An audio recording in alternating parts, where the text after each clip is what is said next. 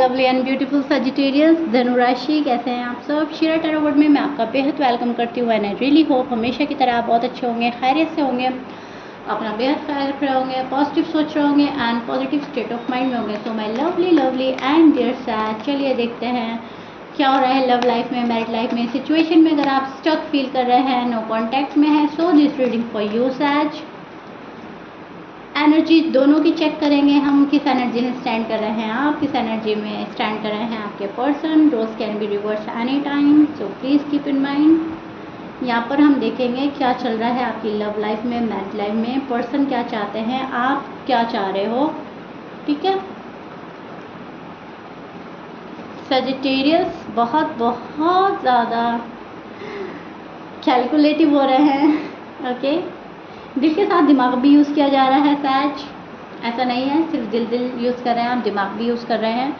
क्या आपके लिए अच्छा है, क्या आपके लिए बुरा है, what is negative, what is positive, सब चीज़ कैलकुलेट हो रही है, सब चीज़ को देखा जा रहा है, सब चीज़ को सोचा जा रहा है, समझा जा रहा है, परखा जा रहा है। सैज जो है लव में बहुत ज़्यादा नज़र आ रहे हैं। लव तो है आपको अपने पार्टनर से, काफ़ी हद तक लव है, ये आपके हस्बैंड वाइफ या लव वन जो भी हैं, काफ़ी दिल जुड़ा हुआ फील करते हैं आप इनसे, काफ़ी इमोशनली अटैच्ड हैं इस पर्सन से। इस पर्सन के बिना रह नहीं पाते, रहना पड़ता है तो थोड़ा सा अजीब फील होता है। बहुत ज़्यादा कोशिश कर रहे हैं आप सजिटेरियस, में ये बोल रही थी कि आप बहुत ज़्यादा कोशिश कर रहे हैं अपने प्यार को पाने की।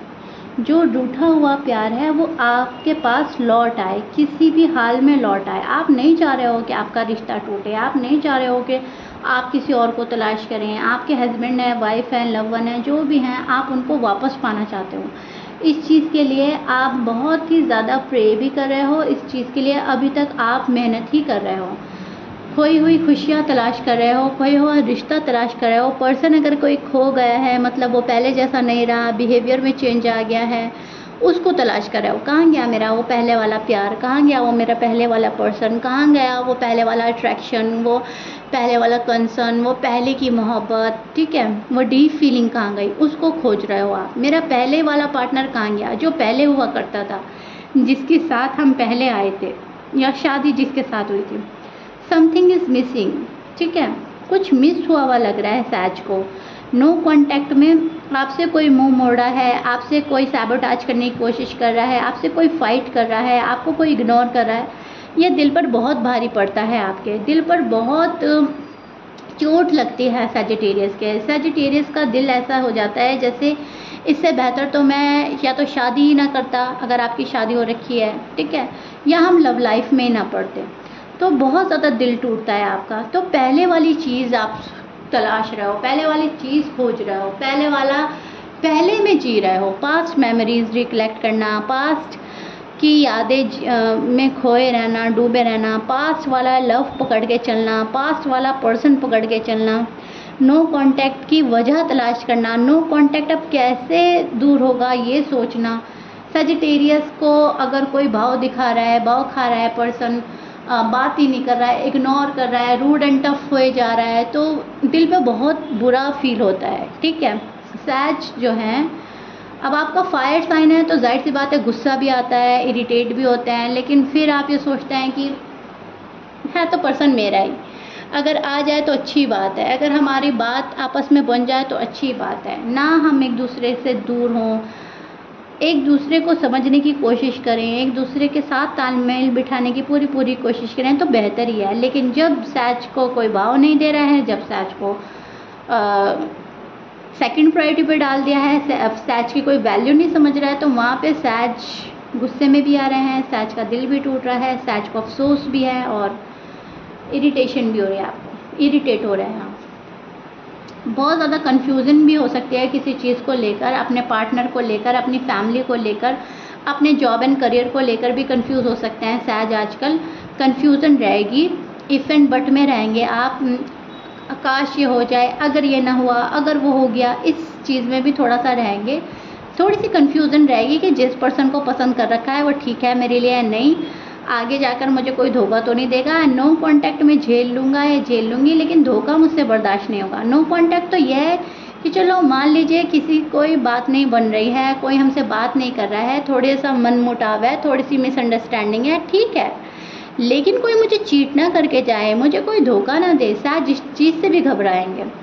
इस चीज़ को भी कैलकुलेट करके आप चलेंगे, कन्फ्यूजन को दूर करने की पूरी कोशिश करेंगे। कन्फ्यूज रह सकते हैं आप, इधर या तो आपकी फैमिली भी आपको कोऑपरेट नहीं कर रही है, उधर है पर्सन भी थोड़ा सा रूड एंड थोड़ा सा मैं बोलूँगी अवॉइड एंड इग्नोर कर रहे हैं, तो खुद को अकेला फील करना, खुद को तना पाना आप फील कर सकते हो। रिस्पॉन्सिबिलिटी बहुत ज़्यादा रहेगी, बहुत रिस्पॉन्सिबिलिटी है, घर की भी है, जॉब एंड करियर की भी है, उनको निभाते जाएंगे, गिव अप नहीं करेंगे, काम करना अच्छा लगेगा। कीप गोइंग की एनर्जी बन रही है सैज की, कीप गोइंग, चलते जाना। प्यार भी अगर कर रहे हैं तो मुझे तो करते जाना है, अपने साइड से तो मुझे करते जाना है, दूसरों की मुझे परवाह नहीं वो कर रहा है या नहीं कर रहा है, मुझे तो अपने साइड से करना है एंड दैट्स इट, राइट। एक वो चीज़ नज़र आ रही है सैज। आप जिस पर्सन से डील कर रहे हो Aquarius, Gemini, Pisces, Libra, Taurus, Virgo, Cancer, Scorpions की एनर्जी मिल रही है, लियो, ठीक है सैज। सैज के जो पार्टनर हैं, सैज के पार्टनर तो प्यार में है सैज के साथ में, लेकिन ओपन अप नहीं हो रहे हैं। आपका पार्टनर है तो लव में आपसे, लेकिन ओपन अप नहीं हो रहा है, थोड़ा सा मिस्टीरियस बिहेव कर सकता है, थोड़ा सा कोजी बन सकता है, थोड़ा सी बातें अपने मन तक रखेगा, किसी चीज़ पे पूरा भरोसा नहीं कर पा रहा है, किसी चीज़ का डर है इस पर्सन को, सो दैट्स वाई थोड़ा सा आप देखेंगे पर्सन कोजी बने हुए हैं। एक चीज़ तो मुझे ये नज़र आ रही है। दूसरी चीज़, आपके जो पर्सन की एक्सपेक्टेशन है वो इक्वल गिव एंड टेक की है, बल्कि मैं बोलूँगी इक्वल गिव एंड टेक से भी कहीं ज़्यादा एक्सपेक्टेशन सैज से लगाई जाएंगी। अगर फॉर एग्ज़ाम्पल अगर आप इनको 80% देते हैं तो ये आपको 40 या 50% देंगे, अगर आप इनको 110% देते हैं तो ये आपको 80% देंगे। मतलब जितना ये पर्सन देगा ना, उससे कहीं ज़्यादा आपसे लेने की ख्वाहिश रखेगा। ये मैं एग्जांपल दे रही हूँ आपको, ये लव है, ठीक है। लव में जितना आपको, मैं ये नहीं बोल रही हूँ कि लव नहीं करेगा आपको, मतलब जितना देगा, 100 देगा तो 200 पाना चाहेगा, आपका अटेंशन पाना चाहेगा, आपका लव पाना चाहेगा। ये जिस पर्सन से आप डील कर रहे हो थोड़ा सा चाइल्डिश नेचर हो सकता है, थोड़ी सी चाइल्डिश एनर्जी में स्टैंड कर रहे हैं, थोड़ा सा इमेच्योर हो सकता है पर्सन। मुझे ज़्यादा चाहिए, मुझे आप इतना करो, आप ये करो, आप वो करो, एक्सपेक्टेशन आपसे लगा देंगे। एक तो आप सूझबूझ वाले इंसान हो सकते हैं, आप में सलाहियत बहुत है, आप वॉइस पर्सन हो सकते हैं, आप में इतनी एबिलिटी है कि आप रिश्तों को संभाल लेते हैं। वहीं आपका पर्सन थोड़ा सा इमेच्योर है, थोड़ा सा चाइल्डिश बिहेव कर सकता है कि नहीं आप संभालो, सिचुएशन आप हैंडल करो, लोगों को आप हैंडल करो, आप मेरा गुस्सा हैंडल करो, मेरी शर्तें पूरी करो, मेरी मांगे पूरी करो, मेरी नखरे उठाओ, मेरे साथ ऐसे करो, मुझे ज़्यादा लव चाहिए। तो थोड़े से ऐसे पर्सन से आप डील कर रहे हो। जब हम थोड़े से इमेच्योर पर्सन से डील करते हैं तो जाहिर सी बात है उनका स्टबर्न भी हो जाना, बचपने में ज़िद करना, रूठ जाना, बहुत लंबे लंबे टाइम नाराज़ रहना, भाव नहीं देना। आप उनको मना रहे हो, बहुत अच्छा लग रहा है, आप उनके लिए तड़प रहे हैं, उन्हें अच्छा लग रहा है, मतलब आपका प्यार चेक कर रहा है, आपका प्यार देखना चाहता है ये पर्सन। सजिटेरियस को मुझसे कितना प्यार है, कितना लगाव है, कितना मेरा नखरा सह सकते हैं। एक चीज़ तो मुझे ये नज़र आ रही है सजिटेरियस आपके पर्सन में, इमेच्योरिटी। ओके, नो कॉन्टैक्ट है लेकिन इमेच्योर है ये पर्सन, याद आपको पल पल करता है, रहे आपके बिना नहीं पाता, लेकिन टेस्ट भी कर रहा है आपको। दूसरा जो मुझे चीज़ नज़र आ रही है वो ये नज़र आ रही है कि आपके जो पर्सन हैं उन पर फैमिली का प्रेशर है और वो एक इनजस्टिस भी फील कर रहे हैं। उन्हें ऐसा लग रहा है कि प्यार में मेरे साथ इंसाफ नहीं होता, प्यार में नाइंसाफ़ी हो रही है। सजिटेरियस प्रॉपर वे में इंसाफ नहीं कर पा रहे हैं।